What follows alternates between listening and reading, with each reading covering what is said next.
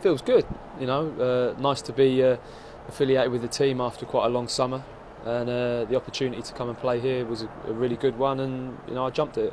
Why Stoke? You did have other options, we were told. I think it's such a solid football club. I think it's got European competition at the moment.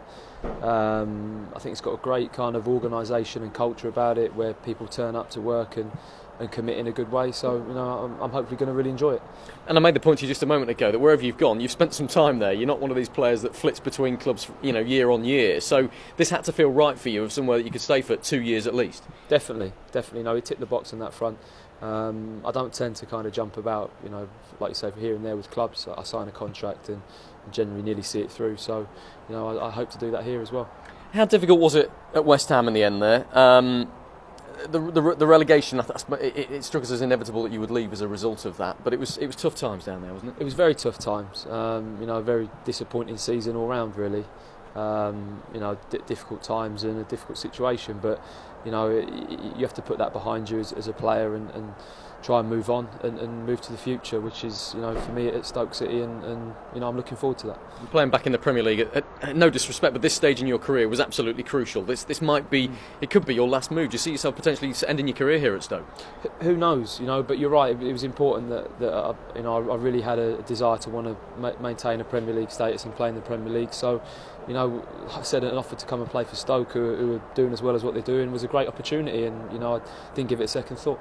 And they've been around the top half now for the last couple of seasons. Surprised a lot of people in the early stages, but they're what Tony Pulis has been talking about for a long time, with this established Premier League club. That's what he wanted to make them. They are that now, aren't they? Yeah, I think a big part of it, they've done it so gradually. They've done it slowly. The foundations are solid. They haven't come and chucked everything at it and really changed things. They've done a nice slow pattern, and now it's got that solid base, the training ground, the stadium.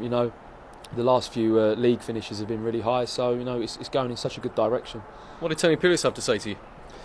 He just gave me a brief outline of what he expects from the players. I don't think anyone doesn't know what he expects from them, really. You can tell by the way they play.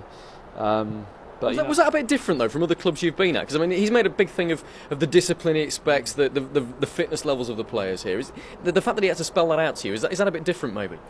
Yeah, I think so. I think for a manager to emphasise on it as much as what he does is relatively unusual, but it's a breath of fresh air in that front, and he expects a certain level of commitment.